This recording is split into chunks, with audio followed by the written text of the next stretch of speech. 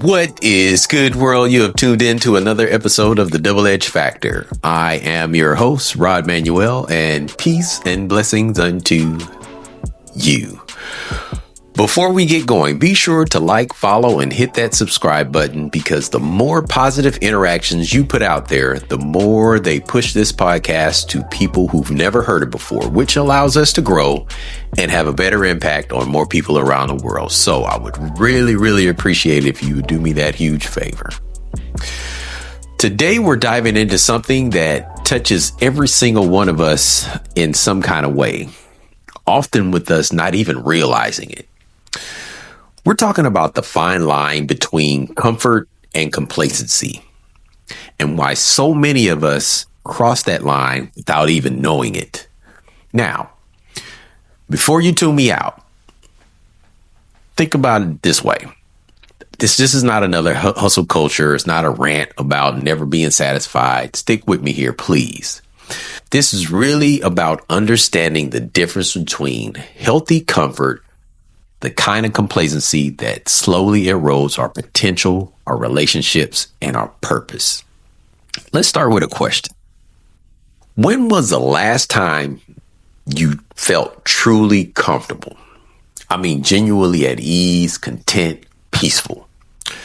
Maybe it was when you were sitting on the couch after a long day, or finally getting to a project and finally getting it done, or having a quiet evening with your family. That feeling, that's comfort. And comfort, friends, is not the enemy. But here's where things get tricky. Comfort becomes complacency when we mistake this is good enough for this is as good as it gets. When we confuse settling with arriving. When we trade growth for ease and purpose for predictability. The danger isn't being comfortable. The danger is in becoming so comfortable that we stop growing, we stop contributing, we stop becoming who we are meant to be. And the scary part, this transformation happens so gradually that most of us don't even notice it, that it's even happened. Let's start with work, because this is where most of us spend the majority of our waking hours, right? Think about your current job. When you first started, you probably had all this energy. You had ideas, and maybe you even had some big ambitions. You wanted to make a difference, climb the ladder, or at least do good work. But then something happened. You learned the systems. You figured out how to do your job well enough to avoid criticism. You discovered which meetings you could mentally check out of, which emails you really didn't need to go through or respond, and exactly how much effort was required to meet expectations without exceeding them. And slowly, you shifted from how can I excel to how can I get by. I worked with this guy named John. This was a few years back. Brilliant guy. Creative solutions. The kind of person who could see problems before they became problems. When he started at the company, he was just full of these ideas. He'd stay late, not because he had to, but because he was excited about the projects. He'd volunteer for challenging assignments and push back on the insufficient processes. But company didn't reward his innovation the way that he thought they should. His ideas got buried in committee. His effort went just unnoticed, while his less ambitious colleagues got all the praises, right? Plus the raises too. And slowly, John learned to dial back. He stopped volunteering for the tough projects. He stopped sharing his ideas. He became, in his own words, professionally comfortable. Now, John was still good at his job. He met his deadlines, he attended his meetings, and he did his work. But he had crossed the line from comfort to complacency.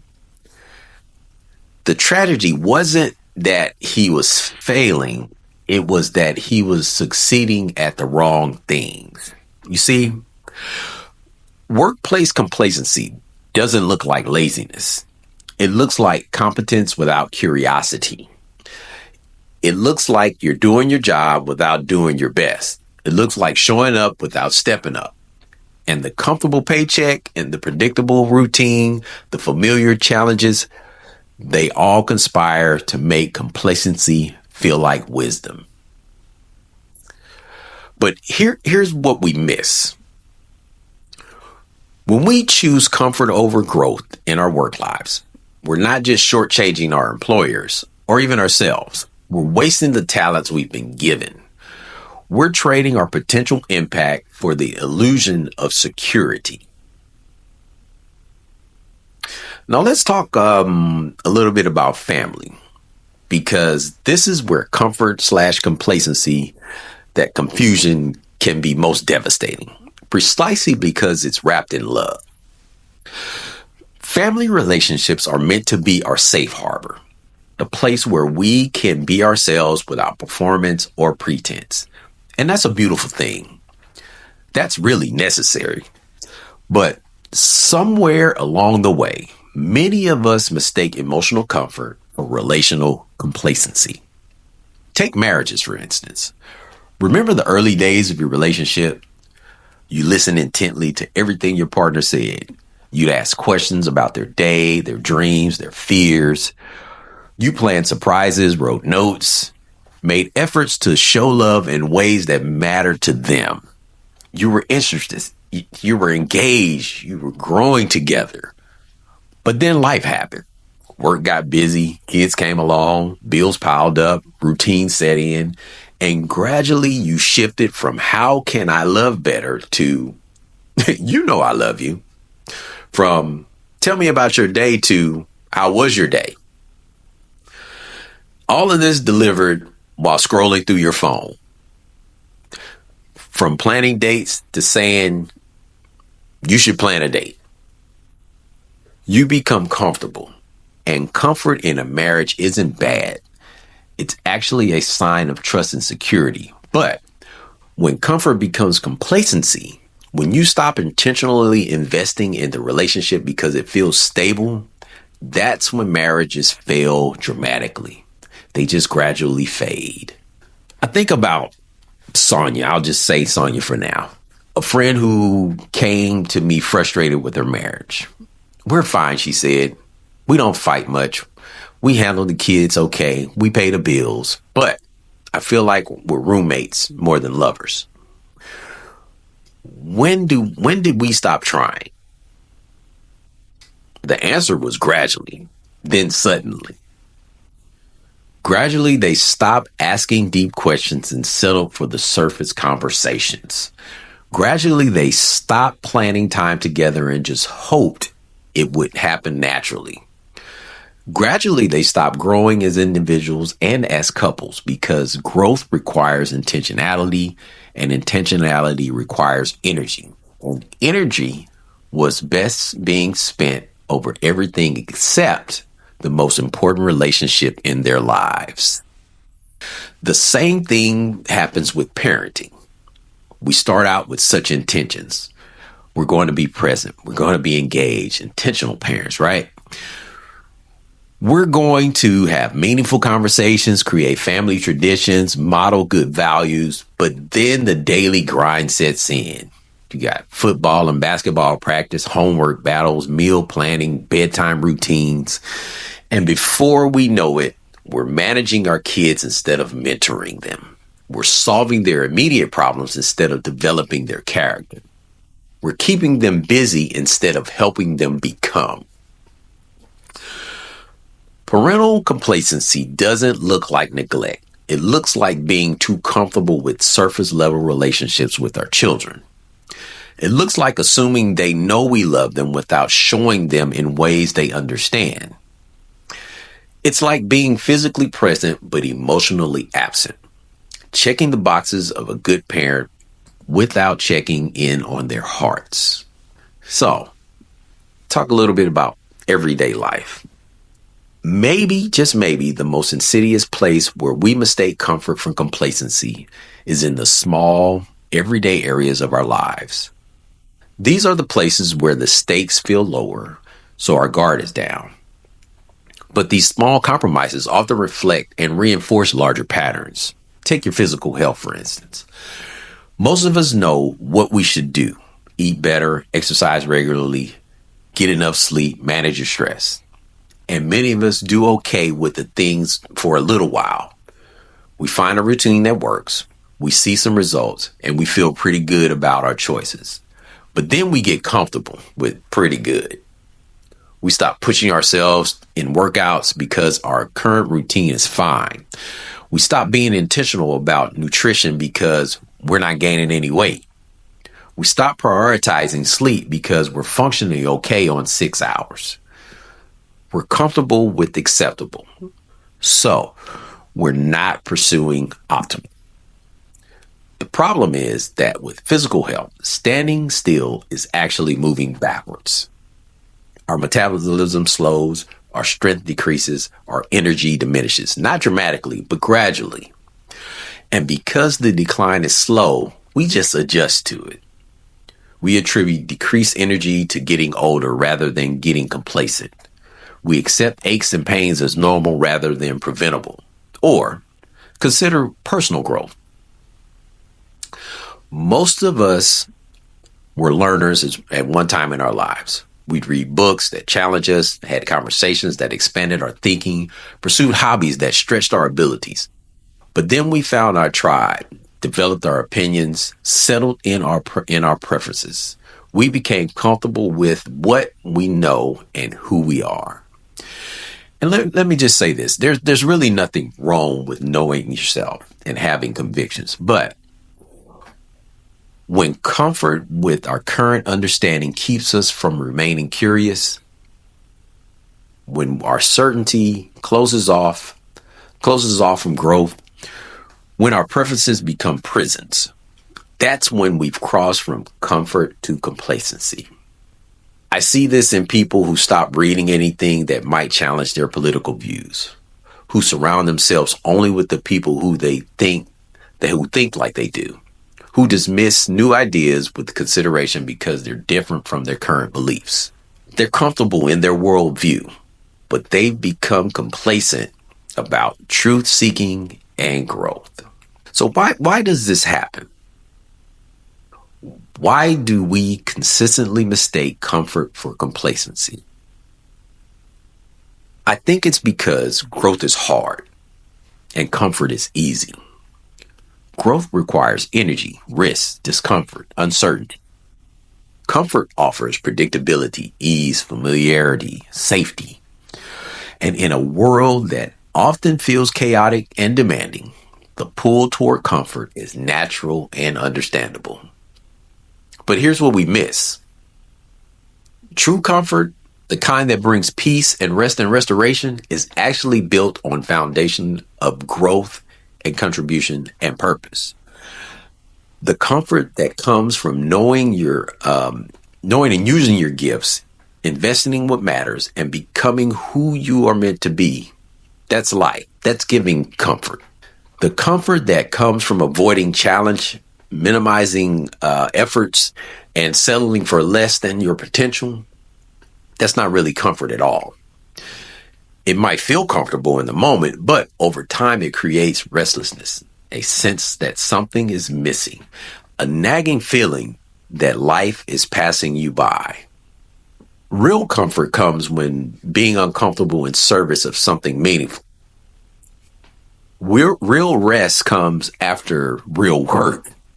Real peace comes from knowing you're aligned with your purpose and not avoiding it. And we will be right back. Today's show is brought to you by Polished Custom Builders, where they specialize in building your dream into a reality through custom home building, renovations, and interior design. Check them out at polishedcustombuilders.com, where the most beautiful house in the world is the one that you build yourself.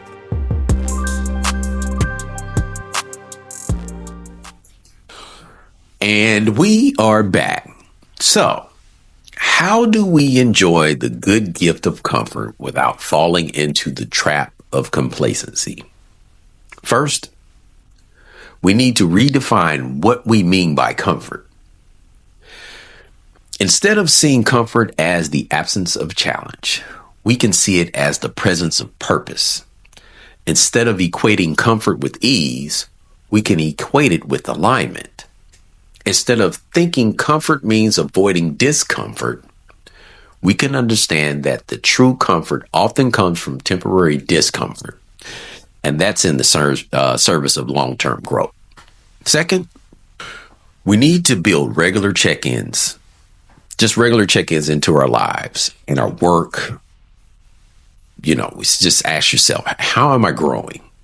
Am I contributing at my best? Am I solving problems or just managing them? In our relationships, we can ask, am I still investing? Am I curious? Am I taking this person for granted? And in our personal lives, we can ask, am I becoming who I want to become? Am I using my time well? And am I living with intention? Third, we need to cultivate what I call comfortable discomfort, the ability to be at peace with growth, challenge, and change. This means getting comfortable with not knowing everything, with being a beginner at something without having difficult conversations, with trying and potentially failing. And finally, we need to remember that seasons of rest and seasons of growth both are necessary. The goal isn't to eliminate comfort from our lives. It's to ensure that our comfort serves our growth rather than replacing it. As I think about this topic, I can't help but think about Jesus in the parable of the talents in Matthew 25. You know the story. A master gives 3 servants different amounts of money to manage while he's away. 2 of them invest and multiply what they've been giving, while the 3rd servant, afraid of losing what he has, buries his talent in the ground to keep it safe.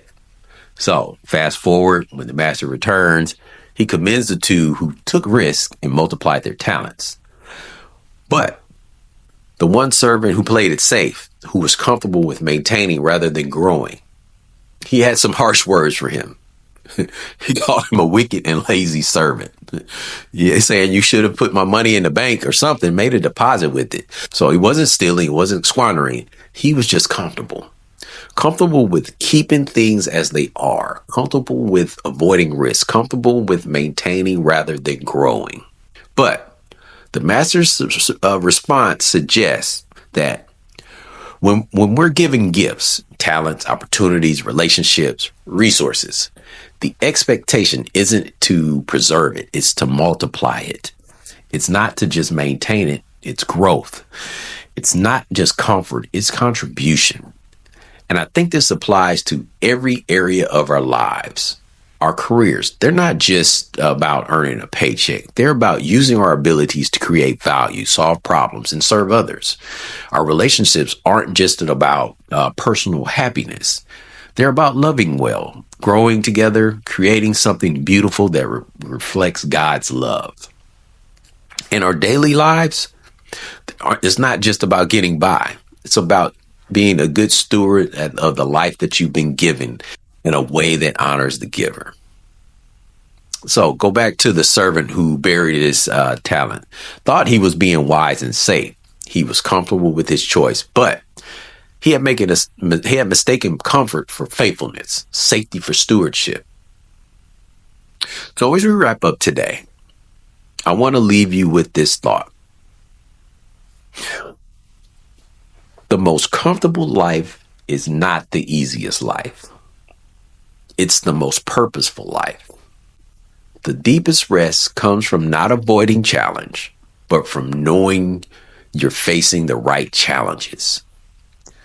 The greatest peace comes from not having all of the answers, but from asking the right questions. Comfort and growth aren't enemies. They're dance partners, if you will. Real comfort provides the foundation for sustainable growth. Real growth leads to the kind of deep comfort that comes from living with integrity and purpose.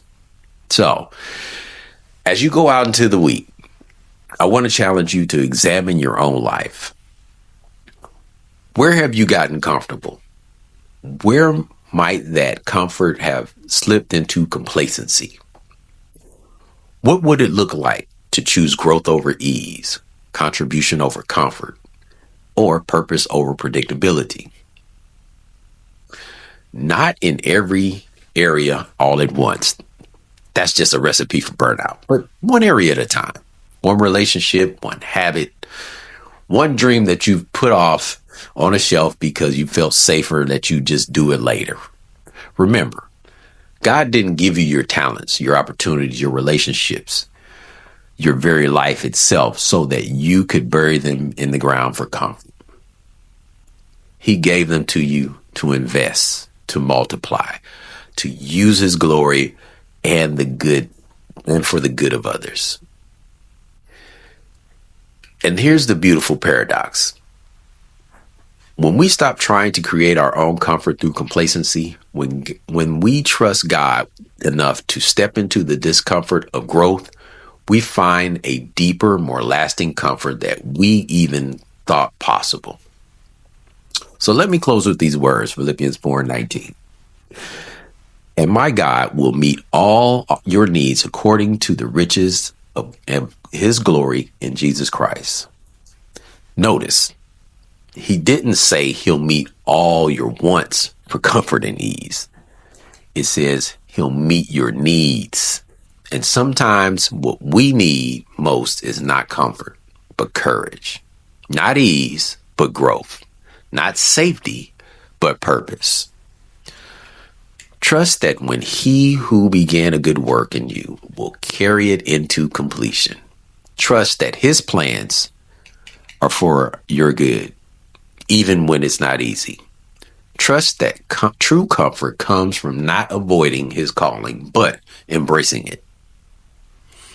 Until next time, choose growth over ease, purpose over comfort, and trust that God who creates you has something beautiful in mind for your life. Something that might require you to be uncomfortable for a little while, but will ultimately bring the deepest comfort your soul has ever known. This is Rob Manuel with the Double Edge Factor. And if you found this episode, or even a few words value added, share this episode with one person. The only way we grow this podcast is when you guys share it. The more you share, the greater impact we have on more listeners around the world. So hit that subscribe button to never miss another episode. Or you can find the Double Edge Factor on linktree.com, where you can join that free email list and have access to all of our social media outlets. And as I always say, be intentional with your words, your thoughts, and your actions, and always find a way to be a blessing to someone else today.